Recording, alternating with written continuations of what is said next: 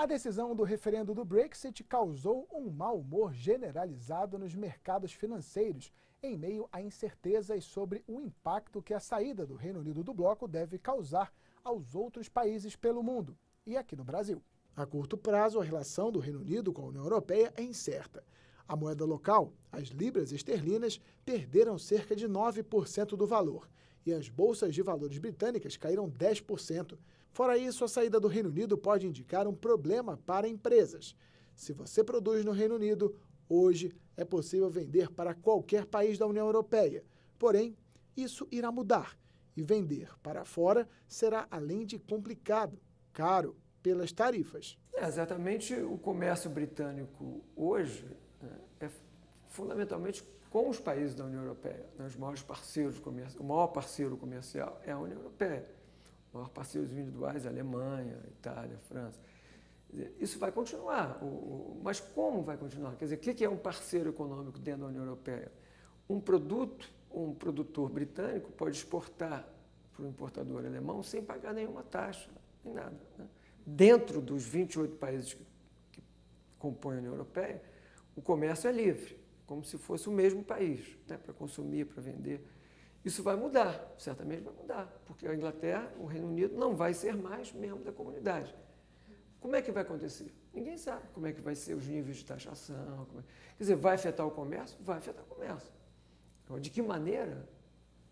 Ponto de interrogação. A tendência, quando você pensa no Reino Unido saindo da União Europeia, é o Reino Unido afirmando que não quer mais dar uma preferência muito grande para os produtos estrangeiros e é importante que tenha também uma reciprocidade, que saiba que vai haver uma reciprocidade. Então, os europeus também vão começar, por exemplo, a cobrar tarifas de produtos britânicos que normalmente não pagariam para entrar na União Europeia.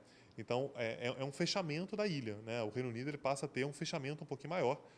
Nem a ilha, né? Na verdade, é importante lembrar que o Reino Unido é a Grã-Bretanha mais a Irlanda do Norte, então um pouco mais do que somente a ilha, mas a tendência é que haja uma dificuldade um pouquinho maior, sim, quando a gente pensa no comércio entre o Reino Unido e a União Europeia. Ninguém sabe como é que vai ficar esse mercado, porque com o fim da participação do Reino Unido na União Europeia, poderá haver a cobrança de sobretaxas. Então ninguém sabe o quanto a Inglaterra e os demais países precisam do Reino Unido e vice-versa. E quem vai sobretaxar o quê?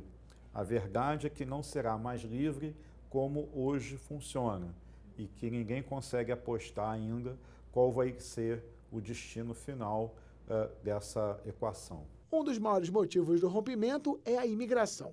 Um membro da União Europeia poderia viver tranquilamente no Reino Unido e um britânico poderia viver normalmente em qualquer país da União.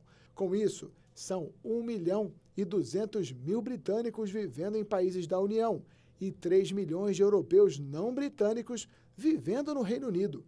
Um acordo pode ser negociado, mas um dos pontos principais para o resultado do referendo foi a presença de imigrantes de países mais pobres da União, como Polônia e Lituânia.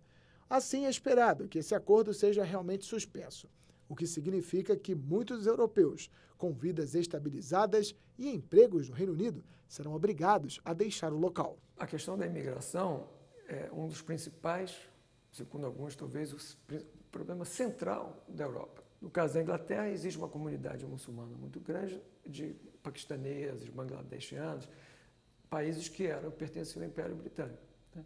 Além disso, a questão da Inglaterra da imigração também pega um número grande de europeus, como, por exemplo, os poloneses, tem quase 1 milhão de poloneses no Reino Unido, e depois que a Polônia se juntou à União Europeia, todos os países da União Europeia há uma liberdade de circulação de pessoas. Quer dizer, o britânico pode morar na Polônia com todos os direitos e vice-versa. Então, o que os britânicos reclamam? E por que o Brexit, nesse ponto de vista da imigração, venceu? Porque os britânicos se queixam de que um número muito grande de imigrantes está aqui, competindo com os britânicos nas escolas, nos hospitais, nos serviços públicos em geral. Então, isso tem acontecido na Europa em geral, onde existe uma grande população de imigrantes que foi tolerada. Muitos se integraram, outros não, depende da cultura. E a questão muçulmana, fundamentalmente, é que o número é muito grande e, além disso, não é questão de melhor ou pior, mas a cultura é diferente. O papel da mulher, o papel da educação, o papel da religião é diferente. Houve uma tolerância durante décadas a essa diferença. Hoje em dia, há uma tolerância muito menor. E existe uma tendência a, toda vez que você tem algum tipo de dificuldade, você coloca a responsabilidade no outro, em quem é diferente de você. Então fala-se muito sobre os migrantes, mas é importante que se diga que os países europeus eles convivem há muitas décadas, há muitos séculos com migrantes de fora, né, de outras regiões. Aliás, durante muito tempo, a Europa, inclusive, ela foi mais um continente que expulsava pessoas, que as pessoas saíam da Europa para ir para outros lugares. Basta a gente ver a formação do Brasil, a formação dos Estados Unidos, a formação das Américas de uma forma geral. E, mais recentemente, num contexto de crise, resolve-se, de forma meio arbitrária, dizer que a culpa é dos imigrantes. Mas a quantidade de imigrantes que entra na integração europeia, nos países europeus, não é grande a ponto de gerar um grande impacto, mas existe uma resistência muito grande aos muçulmanos, é uma postura bastante preconceituosa, mas de considerar que eles são os responsáveis pelos problemas. Na verdade, se você for pegar em termos econômicos, você vai perceber que uma maior quantidade de imigrantes, na verdade, beneficia a economia. Você passa a ter uma mão de obra mais diversificada, de uma certa forma mais barata, com mais vontade de trabalhar, porque eles querem se consolidar naquele lugar, mas é aquela velha tática de quando você quer justificar algum problema, você coloca a responsabilidade em quem chegou depois, em quem é mais diferente, quem fala uma língua diferente, quem tem uma religião diferente. São muitos problemas aí, né? Acho que a questão migratória é apenas um deles, né? A questão migratória é um dado relevante porque certamente é algo que ajudou muito a alimentar o avanço dos partidos de extrema-direita na Europa e alimentar um sentimento nacionalista muito forte em vários países europeus, né? E foi esse sentimento nacionalista que levou alguns políticos no Reino Unido a justamente pleitearem a saída da União Europeia. E como fica o Brasil neste cenário? Difícil, muito difícil. Acho que o reflexo no Brasil é muito pequeno. O Brasil ele tem uma negociação muito antiga, já data de 20 anos com a União Europeia.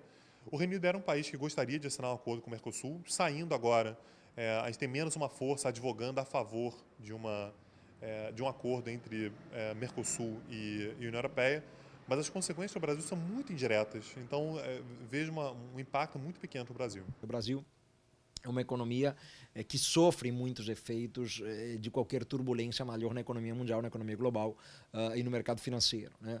Porque qualquer sinal de instabilidade, né, evidentemente os investimentos saem dos mercados tidos mais instáveis e vão para investimentos mais seguros, né? Então, se houver uma instabilidade no mercado financeiro global, né, decorrente do Brexit, isso vai depender das condições, repito, né, de negociação da saída, isso poderá ser ruim para o Brasil, né, porque poderá levar justamente a uma desconfiança em relação a mercados mais incertos, retirada de investimentos do Brasil e migrar investimentos para o dólar, para o ouro ou para outros investimentos tidos como mais seguros. Por exemplo, o Brasil não será muito afetado por essa decisão, exceto se todos os especialistas errarem e isso causar uma turbulência no comércio internacional. Apesar de ter trocas comerciais muito fortes, tanto com a Inglaterra quanto com o Reino Unido, deverá ser